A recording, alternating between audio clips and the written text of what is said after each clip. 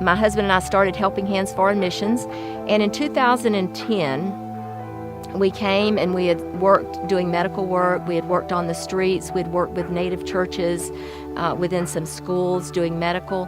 And at that time, my husband, we didn't know it at the time, but he contracted malaria.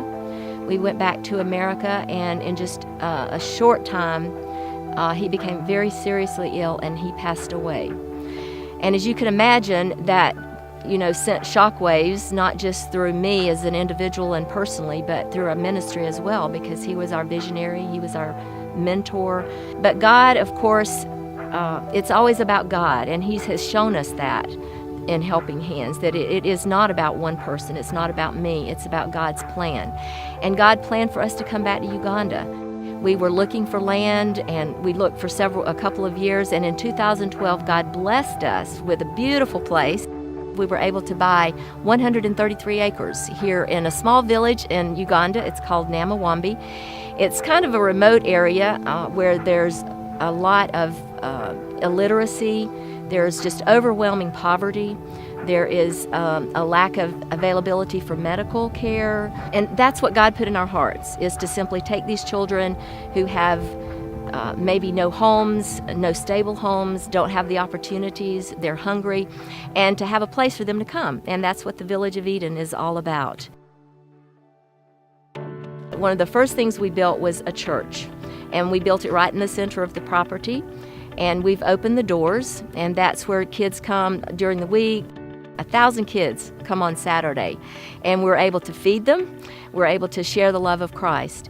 Right now we have housing for 64 children, but over the next couple of years we know that God's going to bring what we need to just keep building. The groups that are close to God's heart are the orphans and the widows. We have trained 7 widows that was within the community, and they are going to be our house mothers. They're going to be taking care of 8 children in one of our cottages. And it's a blessing that we're just able to also take care of the people who are very near and dear to God's heart, and that's the orphans and the widows. We're opening our school, and in the future we'll have a technical school. We're building a Bible college.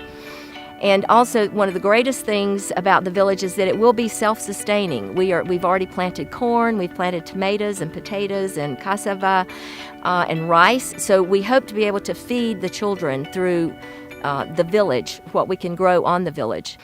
And of course we have lots of animals. So now we have cows and pigs and goats, and we have plenty of rabbits, okay? So lots of rabbits.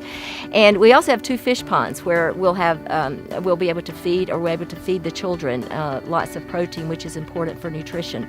We knew that it would take many people coming together to help these children. And so one of the ways that we do this is through a sponsorship program.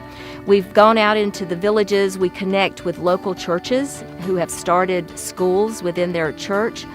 And these are children maybe who would not go to school otherwise. So these children have come into our sponsorship program. We go to back to America or to different countries, and we talk to people and we say, look, this child needs your help.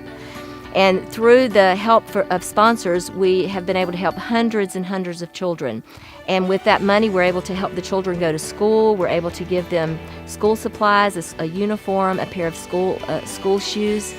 And these sponsors can, again, be just a life-saving for these children who will be able to go to school, who will be able to eat every day, and who will be able to have basic medical care.